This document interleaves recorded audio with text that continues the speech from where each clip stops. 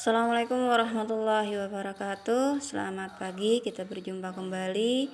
Hari ini Rabu 20 Januari 2021, Daring IPA kelas 9. Hari ini kita akan membahas tentang kemagnetan,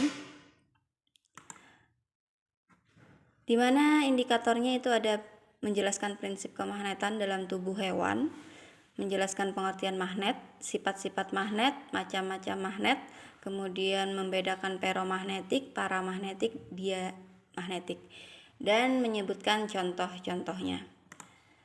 Yang pertama, kemagnetan dalam tubuh hewan. Ada namanya biomagnetik, itu magnet alami dalam tubuh makhluk hidup.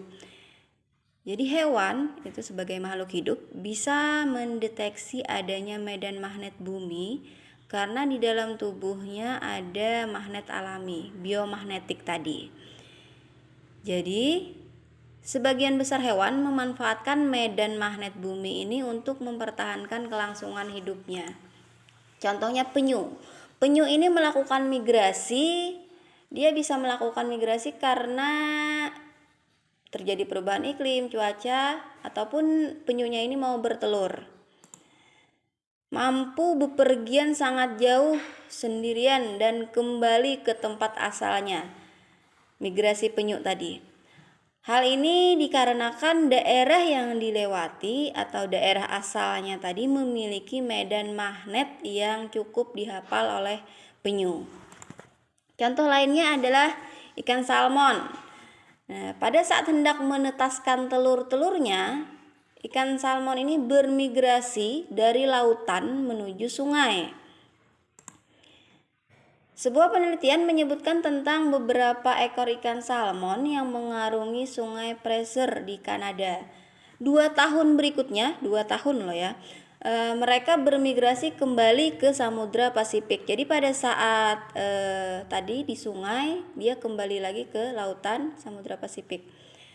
Di wilayah sekitaran sungai Fraser ini terdapat medan magnet yang secara alamiah dapat dideteksi oleh ikan salmon. Kemudian contoh lainnya tadi ada penyu, ada salmon, ada yang berikutnya ada burung. Jadi secara umum pola yang dilakukan adalah terbang menuju ke arah utara pada saat musim panas dan akan kembali lagi ketika musim dingin tiba. Tidak semua burung melakukan migrasi, hanya jenis-jenis tertentu saja, contohnya ada burung elang, layang-layang, merpati. Kemudian magnet itu adalah benda yang memiliki sifat dapat menarik besi atau baja. Dapat digolongkan secara makroskopik, ada magnetik, ada non magnetik. Kita lihat di sini ada 1 2 3 4 5 6 7 8 bahan ya. Kita golongkan dia masuk kemana. Kita lihat yang pertama tembaga. Nah, tembaga ini ternyata tidak ditarik oleh magnet. Jadi dia termasuk bahan non magnetik. Kita lihat lagi bahan yang kedua, karet. Lihat, ternyata dia juga tidak ditarik oleh magnet. Masuk ke non magnetik. Yang ketiga besi, kita lihat ternyata ditarik, ngikut ya. Nah, sehingga dia masuk ke magnetik. Bahan yang berikutnya baja, juga ditarik masuk ke magnetik. Bahan berikutnya plastik, kira-kira ditarik tidak? Ternyata tidak. Kayu juga tidak. Nikel bagaimana? Ternyata ditarik, dia masuk ke magnetik. Yang terakhir kobalt, ditarik, dapat ditarik, dia masuk ke magnetik. Penggolongan bahan secara mikroskopik ditinjau dari atomnya.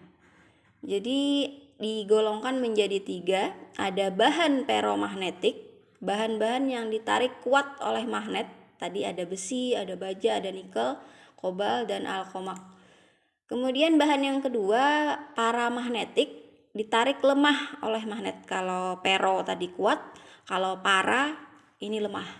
Contohnya aluminium, platina, kayu. Dan ada bahan yang ketiga diamagnetik, bahan yang ditolak, artinya tidak ditarik sama sekali oleh magnet. Bismut, seng, emas, tembaga. Emas itu tidak ditarik ya, makanya kan perhiasan wanita ketemu magnet tidak ditarik. Nah, kemudian Sifat-sifat magnet ini memiliki dua arah, ada arah utara di atas, ada arah selatan di bawah. Kemudian walaupun berputar, maka arahnya itu akan tetap menunjuk secara horizontal, menunjuk arah utara dan selatan. Kemudian sifatnya yang berikutnya, ini kutubnya berbeda jenisnya, ada selatan ada utara, maka yang terjadi itu adalah tarik menarik. Kutub yang tidak sejenis bila didekatkan saling tarik menarik. Kemudian ini sama kutub yang sejenis utara-utara, maka kita lihat tadi dia menjauh, tolak menolak. Kemudian perbedaan baja yang bersifat magnet dengan baja bukan magnet. Kalau baja magnet ini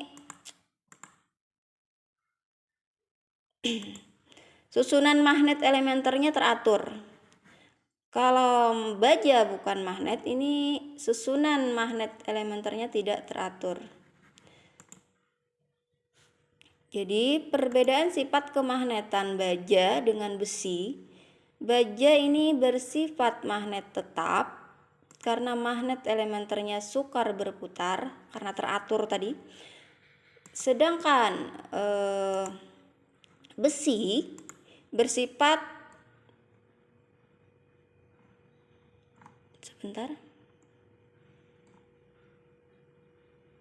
sedangkan besi ini bersifat magnet sementara karena magnet elementernya mudah berputar.